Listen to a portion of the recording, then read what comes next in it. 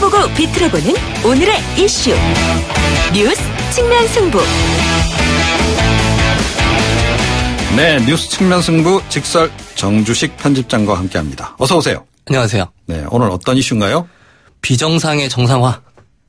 많이 듣던 얘기인데요. 그렇죠. 제가 이 말을 별로 좋아하지 않았는데요. 아, 예. 요즘 사회 곳곳에서 비정상의 정상화가 이루어지고 있는 것 같아서 네. 좀 이 말에 대해서 좀 다시 평가를 하게 되는 것 같아요. 예. 그럼 오늘 뭐 특별한 사안이 있습니까? 네. 25일 사망 1주기를 맞았던 백남기 농민 관련 소식인데요. 아, 예. 아시는 것처럼 백남기 농민은 2015년 11월 14일 민중 총궐기 집회에서 경찰 살수차에 맞아 쓰러지면서 의식불명에 빠졌었고요. 지난해 9월 안타깝게 병상에서 목숨을 거두셨죠. 네. 당시 백남기 농민의 유족은 강신명 경찰청장을 비롯해서 경찰 관계자 7명을 살인미수로 검찰에 고소를 하고 또 2억 4천만 원의 민사 손해배상 청구 소송을 제기했었는데요. 근데 이게 뭐 돈을 받겠다는 의미라기보다는 검찰이 수사를 하지 않으니까 민사적 책임이라도 물어야겠다라는 취지로 제기를 한 것이었거든요. 네. 근데 뭐 그 뒤에 지금 상황 변화가 좀 있는 건가요? 네. 어저께 그 당시 살수차를 직접 조종했던 경찰관 2명이 재판부에 청구인 낙서를 제출했습니다. 아, 네. 청구인 낙서라는 게 뭐냐면 청구인, 즉 유가족의 요구를 모두 받아들이겠다는 의사를 밝힌 서류인데요. 아, 예. 이 두 사람에게는 각각 5천만 원씩의 손해배상이 청구돼 있었는데 이 두 분이 이를 그대로 수용함과 동시에 유족에게 정중한 사죄의 뜻을 전했습니다. 그러니까 죄를 인정했다 이렇게 봐도 되는 그렇죠. 겁니까? 인정함과 동시에 또 아주 좀 정중하게 또 사과의 뜻을 또 전했더라고요. 네. 이 두 분이 뭐라고 하셨냐면 고인의 사망으로 고통받았을 유족의 아픔을 생각하면 하루하루 숨쉬는 것조차 고통스러우며 그 죄스러운 마음을 어찌 전해야 할지 혼란스럽기만 합니다. 유족을 찾아가 용서를 구하려고 하루에도 수십 차례 고민하였으나 경찰의 최고 말단 직원으로서 조직의 뜻과 별개로 나서는 데는 선뜻 용기가 나지 않았습니다. 라고 이야기를 했어요. 네. 또 두 분이 뭐라고 얘기를 하셨냐면 저희가 속한 조직이 야속했다. 경찰청의 의사와 무관하게 힘겨운 결단을 내리게 됐다라면서 당시 그 경찰 지휘부와 선긋기에 나섰는데요. 네. 이분들은 실제로 재판 기간 동안에 그 경찰 수뇌부와 같은 그 변호인단의 변호를 받고 있었는데 그 지난 5월에 이 두 분이 따로 변호사를 선임했다고 합니다. 네. 아니 이렇게 심경 변화를 일으킨 이유가 뭘까요? 글쎄요. 그러니까 보통 형사 재판이 끝난 뒤에 민사 재판으로 넘어가는 게 일반적이잖아요. 네. 근데 이번엔 좀 순서가 뒤바뀌었죠. 아까 말씀드렸듯이 검찰 수사가 이루어지지 않았기 때문에 이런 일이 생긴 건데요. 26일 그 백 씨의 그 사망 1주기가 돼서야 검찰은 비로소 그 수사가 마무리 단계에 와 있고 10월 중에 결론이 날 것이다라고 밝혔는데요. 네. 그러니까 일이 돌아가는 걸 보니 경찰관 두 분이 유족에게 사과를 하셨는데 이 배경에는 곧 있을 그 형사 재판에서 조금 그 면책을 받아보려는 의도가 있지 않나 뭐 이런 그 추측이 가능한 것 같아요. 네, 알겠습니다. 그러니까 이분들은 뭐 혹시 뭐 위에서 지시해서 그냥 그랬다 이렇게 주장하고 있는 거 아닌가요? 그런 주장을 하죠. 근데 그런 주장을 하는데도 그럼에도 불구하고 우리가 굉장히 좀 잘못된 행동을 했다라고 사죄를 하고 있고요. 네. 저는 이번에 그 백남기 농민 사망 사건의 처리 과정을 보면 이 비정상의 정상화라는 표현이 좀 실감이 돼요. 예. 그 이유가 뭐냐면 백남기 농민 사망에 대한 박근혜 정부의 일관된 입장은 이거였죠. 과격 시위에 대한 적법한 공권력 집행이었다라는 것이었는데 아니 그 온 국민이 그 백남기 농민이 살수차에 맞아서 쓰러지는 장면을 영상을 통해 지켜보지 않았습니까? 그랬죠. 근데 그럼에도 불구하고 계속해서 그 국가가 이게 적법한 법 집행이었다라고 이야기를 하는 건 좀 무책임한 태도였던 것 같아요. 네. 그러니까 이미 그 사인과 관련해서는 그러니까 경찰 쪽에서도 이게 좀 이제 사실은 정정을 한 거 아닙니까? 그렇죠. 네. 서울대 병원에서 그 전에 그 강신명 그 경찰청장은 뭐라고 이야기를 계속했냐면 청문회에 나와서도 사람이 죽었다고 무조건 사과하는 것은 적절치 않다라고 완강한 입장을 고수해 왔고요. 그 말씀하신 것처럼 그 서울대 병원에서 그 백 씨의 사인을 외인사가 아닌 병사로 또 기록하면서 논란이 있었잖아요. 그랬죠. 그랬던 것이 그 지난 6월에는 서울대 병원이 백 씨의 사인을 병사에서 외인사로 공식적으로 변경을 했고요. 또 지난주에는 이낙연 총리가 유족들을 만나서 사죄하고 위로의 뜻을 전달했습니다. 네. 그리고 일주기였던 25일 날에는 그 이철성 경찰청장이 유족들에게 공식적으로 경찰 측의 입장으로서는 처음으로 그 사과를 했고요. 수사 결과가 나오면 자체 징계도 내리겠다 공언한 상태입니다. 네. 그러니까 이게 그 일련의 과정을 보면 비록 지난 정권에서 벌어진 과오였지만 그 정통성을 이어받은 정부가 이 국가의 과오를 공식적으로 인정을 하고 유족과 시민사회에 사죄하는 모습을 보여준 건 굉장히 좀 바람직스럽다고 좀 평가할 수 있을 것 같아요. 이 과정 자체가 전반적으로 비정상의 정상화다. 네, 저는 그렇게 봅니다. 예, 상징적인 사건이다. 이렇게 지금 보고 계시는 거네요. 앞으로가 문제 아닌가요? 그렇죠. 이게 뭐 사죄하고 마무리 질 수 있는 문제는 아닌 것 같고요. 아울러서 그 책임 당사자들에 대한 확실한 어떤 수사와 처벌도 뒤따라야 할 것으로 보이는데요. 네. 이 지휘체계 말단에서 그저 그 명령을 따랐던 경찰관들도 그 자신들의 그 잘못을 인정을 하고 그 부끄러움을 느끼고 유족들에게 사과를 표명했는데 당시 그 명령을 내렸던 그 강신명 총장을 비롯한 사람들은 아직까지도 그 잘못을 시인하고 있지 않습니다. 좀 부끄러운 일인 것 같아요. 아, 예. 그래서 그 강신명 전 경찰청장을 비롯해서 이번에 지난번에 그 사망 진단서를 병사로 기록했던 그 서울대병원의 백선아 주치의를 비롯해서 또 그 백선아 주치의의 손을 들어서 이 병사라는 그 기록을 확정을 했던 또 서창석 서울대 병원장 그리고 또 유족의 동의 없이 또 부검 강제 집행을 하려고 했던 시도가 있었잖아요. 네.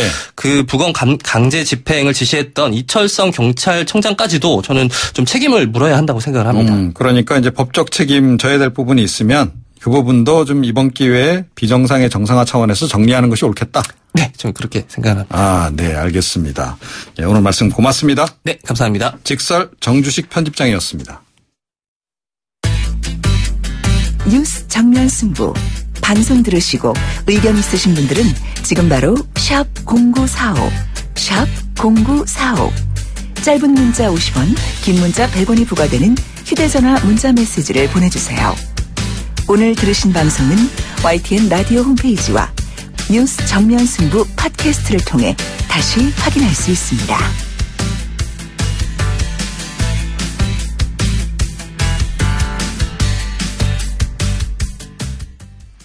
북미 갈등이 일촉즉발 위기 상황으로 치닫고 있습니다. 리용호 북한 외무상이 자위권 차원에서 미국의 군사 대응을 하겠다 이렇게 이야기를 하자 미국 트럼프 대통령도 곧바로 맞받아 쳤습니다. 군사 옵션 다 준비돼 있다. 이 평화적인 대안은 과연 없는 것일지 2012년 한미 미사일 지침 개정 협상 당시 수석 대표였던 신원식 전 그 합동참모본부 작전본부장 연결해서 이 관련한 얘기 한번 나눠봅니다. 안녕하십니까? 예, 안녕하세요. 네, 이 북한과 미국이 이처럼 가파르게 대결을 하고 있는 배경 뭐라고 보십니까? 대결을 하고 있다는 표현이 적절한지는 모르겠는데. 북한도 어쨌든 미국 본토를 미 대륙을 위협할 핵능력 완성을 목전에 두고 있고 네. 미국도 그것을 절대 용인할 수 없는 입장이니까 그런 측면에서 이제 마지막 그런 성부가 향해서 달려가고 있다 이렇게 봐야 되겠죠. 그래서 네. 일단은 행동이 없어서 여러 가지 심리적 압박이 상호 진행되고 있다 이렇게 봅니다. 네. 트럼프 대통령이 지금 연일 군사 옵션에 관한 얘기를 자꾸 얘기를 하고 있단 말이죠. 그러니까 실제로 네. 이 실행에 나설 거라고 보십니까? 지금 당장은 아니더라도 북핵을 폐기하지 않으면 평화적인 노력에 의해서 또는 강압에 의해서 어쨌든 북한이 생각을 바꾸지 않으면 언제든지 군사 행동할 개연성은 있다 이렇게 봅니다. 네, 개연성은 있다 이렇게 이제 보시는 거고요. 김정은이 또 이례적으로 또 그 본인 명의의 성명을 또 발표를 했단 말이죠. 네. 그것도 뭐 좀 과거하고 달라서 뭔가 이게 좀 행동을 전제로 한 거 아니냐라는 이제 이 분석도 나오고 있는데 그 부분은 또 어떻게 보십니까? 북한이 행동할 수 있는 건 없고요. ICBM이나 SLBM 발사 이런 거 그것도 분명히 미국 본토나 동맹국의 직접 위협이 아닌 해상에서 올 가능성은 있지만, 네. 김정은이가 그렇게 직접 위협이 되는 행동을 하게 되면 북한이라는 정권은 지도상에서 지워질 거니까 다 공갈이고요. 단지 이제 김정은도 자기가 나름대로 오랫동안 3대에 걸쳐서 핵능력 완성을 목표로 해왔는데 이제 좀 마지막 수순에 도달하니까 자기 나름대로 직접 나서서 나름대로 국제사회에 대한 심리전을 하고 있는 거라고 네. 봅니다. 그 마지막으로 좀 인정받고 싶은 게 결국 핵 보유국 인정 아닌가요? 핵 보유국 인정이라는 표현은 보다는 아마 핵 동결이라는 것은 북한의 핵 능력은 대한민국을 위협하는 핵 능력은 이미 완성이 되어 있는 상태고요. 네. 예, 미 본토를 위협할 핵 능력만 지금 진행 중인 거니까 핵 능력 완성, 핵 동결이라고 하는 것은 이제 결국은 미국을 위협한 핵은 내가 더 이상 실전 배치하지 않을 테니까 한반도를 위협한 핵 능력은 인정해달라. 이 선에서 사실 그게 잠정적 핵 보유국 인정이죠. 네. 그 선을 노리고 있다 이렇게 보고 그렇게 되면 한미 동맹이 이간될 가능성이 더 높으니까 적화 통일을 위한 그 틈새를 노리기 위해서 김정은이가 마지막 승부수를 띄운다고 볼 수 있습니다. 네, 알겠습니다. 예, 지금 북한 측이 또 이런 속에 공화당 측 연구기관들하고 7차례 뭐 이렇게 접촉이 있었고 북미 만남 주선을 부탁했다. 뭐 이런 이제 얘기도 좀 흘러나오고 있는데 이것도 조금 전에 말씀하신 이제 그런 차원으로 우리가 이해를 하면 정확하겠습니까? 예, 뭐 당국자가 아니고 미국 연구기관 예품 싱크탱크들하고 접촉한 것들은 네. 뭐 큰 의미는 없지만은 제가 봐서 무슨 협상을 위한 그런 것보다는 첫 번째가 만약 우리 핵 능력을 완성했을 때 미국이 소위 말해서 핵 동결 정도 수준으로 잠정적 핵 보유국 인정할 가능성이 있는가. 그다음 최근 트럼프 대통령이 군사 옵션 이런 이야기를 했는데 정말 당장 군사 행동을 나설 가능성이 있는가 이런 거 타진해보는 정도죠. 아, 네. 뭐 연구소에서 무슨 그 협상의 주도권을 진 건 아니니까. 예. 그래도 이제 미국의 진위에 대해서 굉장히 정보 수집, 첩보 수집 차원으로 봅니다. 네, 그러니까 분위기 파악 차원에서 한 거다. 이렇게 보는 게 정확하겠네요. 네. 이번에 그 미국 전략폭격기 B-1B 랜서가 이렇게 북한의 이제 동해 공역 NLL 넘어서 이제 비행을 했는데 북한 쪽에서 아무 대응도 없었고요. 이거 지금 전혀 포착을 못한 거 아니냐라는 이제 분석도 나오는데 어떻게 보십니까, 이 부분? 북한은 우리가 아는 것보다 훨씬 군사적 능력이 취약한 나라입니다. 아, 네. 예, 그 북한은 사실은 감시 능력도 굉장히 취약하고 과거와 달리 우리는 뭐 미국은 당연한 거고 우리 한국군도 능력이 신장됐기 때문에 우리가 정치적 결심을 안 해서 그렇지 하기만 하면 네. 북한은 얼마든지 북한이 모르고 알았다 하더라도 대응하지 못하도록 우리가 군사적 조치를 할 수 있어요. 미국은 더 네. 하죠. 알겠습니다. 그러니까 북한으로서는 탐지 이번에 못했을 가능성이 많고 탐지했더라도 뭐 달리 할 수 있는 방도가 없었을 거예요. 아, 예. 이제 이후에 이제 후속 조치에 나섰다 뭐 이렇게 이제 얘기도 나오고 있는데 북한의 그러면 현재 군사 능력으로 앞으로 이 B-1B에 대한 탐지, 요격 이런 걸 실행할 수 있다고 보십니까? 절대 불가능하죠. 예, 절대 불가. 예. 아, 알겠습니다. 하지만 이제 리용호 외무상은 또 굉장히 세게 얘기했잖아요. 그러니까 국제 공력에 있을 때도 뭐 우리가 자위권 행사 차원에서 격추할 수 있다라고 이제 얘기를 했는데 자위권 행사 관련해서도 이게 좀 논란이 좀 있어요. 해석과 관련해서. 어떻게 보십니까, 이건? 어차피 할 능력도 없고 하지도 못할 거니까 입으로 큰 소리를 친 거죠. 아, 네. 네. 어차피 못할 건데 뭐 입으로 뭔 소리들 못하겠습니까? 원래 짓는 개는 물지 않습니다. 북한은 허접합니다. 걱정하셔도 돼요. 알겠습니다. 그러니까 이번 같은 경우에도 의외의 역습을 당하고 깜짝 놀라서 그냥 넘어갈 수는 없으니까 한마디 한 정도. 예, 그 옛날에 네. 이 정찰기를 뭐 요격하고 이럴 때는 미국이 스텔스 기능이라든지 장거리 미사일이 없어서 또 그때는 물론 정찰기였습니다만 가까이 근접했는데 네. 이제는 북한이 볼 수도 없고 봤다 하더라도 대체할 수 없는 곳에서 북한을 원하는 대로 공격할 수 있는 능력을 확고히 갖췄기 때문에 네. 북한은 뭐 말로 자위권 아니라 뭐를 떠들어도 미국의 어떤 군사적인 위협을 가할 수 있는 실제적인 능력이 전혀 없습니다. 그러니까 뭐 기약 못할 바에 큰 소리라도 친 거죠. 저는 그렇게 봅니다. 네, 알겠습니다. 하지만 이제 북한의 또 추가 도발 가능성도 지금 점쳐지고 있단 말이죠. 그러니까 네. 추가 도발한다면 어떤 식으로 이루어질 거라고 보십니까? 결국 뭐 화성 12호를 최대 사거리로 쏘면 하와이 북방 빈 뭐 해상에다 쏘거나 네. 뭐 화성 14호 정도 사거리를 늘려서 알래스카 전방 빈 해상에다 쏘겠죠. 분명하게 그들은 트럼프 대통령이 미국이나 미 동맹국을 위협에 빠뜨리는 행동을 하면 그냥 두지 않겠다고 했기 때문에 네. 전혀 위험이 되지 않는 빈 바다에 미사일 정도 쏘는 정도의 수준의 도발 외에는 미국을 향한 도발은 없고요. 단지 미국에 대한 영향력은 없더라도 우리에 대한 뭐 국지 도발 이런 도발들은 늘 있을 수 있는 개연성이 있습니다. 네.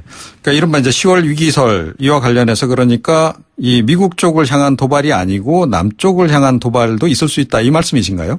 그런데 이제 그런 가능성은 있는데 지금 김정은이가 트럼프하고 지금 게임을 나름대로 심리 게임을 벌이고 있는데 네. 우리를 위한 국지 도발을 할 수는 있습니다만은 트럼프가 별로 신경을 쓰지 않을 것이기 때문에 아마도 이제 미국이 신경 쓸 만한 도발을 하겠죠. 그런데 위기설은 전혀 없습니다. 왜냐하면 김정은은 심각한 도발을 하는 즉시 자기가 가장 귀중하게 생각하는 자기 정권과 자기 생명이 위태롭기 때문에 네. 그런 거 걱정 안 하셔도 돼요. 우리 국민들 그런 거 가지고 오히려 북한의 허무맹랑하고 뭐 이런 거짓말에 자꾸 속아서 흔들리면 네. 스스로 심리에 말려드는 거니까 의연하게 대처했으면 좋겠습니다. 예, 알겠습니다. 뭐 이야기 나온 김에 예전에 또 이쪽도 담당도 하셨고 해서요. 그 미사일 탄두 중량을 좀 늘리기로 지금 한미 간에 지금 정상 간에 합의가 했지. 예.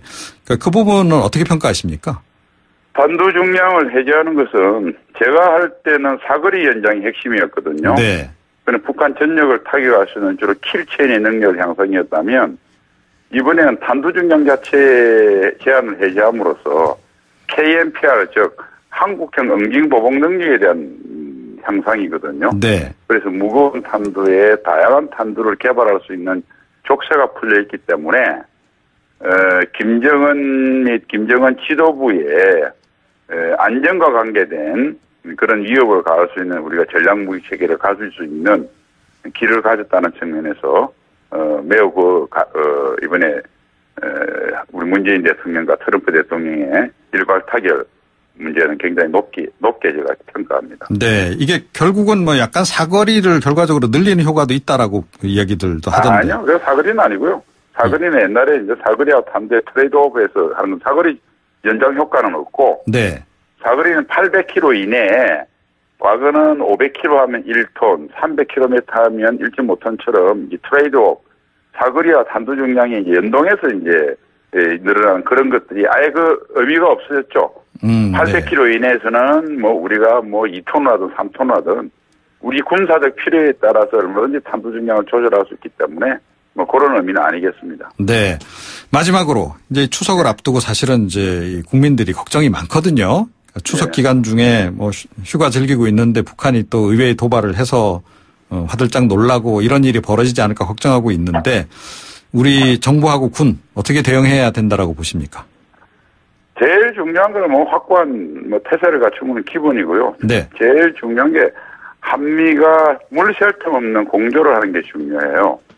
지금 예를 들면 정부 차원에서도 지금 트럼프 정부가 무슨 여러 가지 대북 경제 제재 압박하고 또 중국을 움직이기 위한 세컨드 베어 보이콧도 시행하고 또 그렇게 해도 해결이 안 될 때는 군사 옵션을 쓰겠다라는 것들이 사실은 다 평화적 해결을 하기 위한 것들이거든요. 네.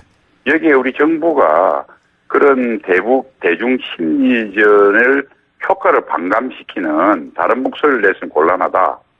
그다음 우리 군도 제일 중요한 게 이제 한미연합 체제를 공고히 하면서 그 공고하다는 것을 물샐 틈 없다는 것이 북한에게 인식되어져야 되거든요. 네. 그래서 어느 때보다 뭐 평소에도 중요했지만 특히 지금부터는 북한을 최대한 압박과 관여를 통해서 북핵을 평화적으로 북핵 문제를 해결해야 되기 때문에 그 어느 때보다 군과 정부 모든 차원에서 찰떡 같은 한미 공조는 매우 기요하다고 생각합니다. 네, 오늘 말씀 고맙습니다.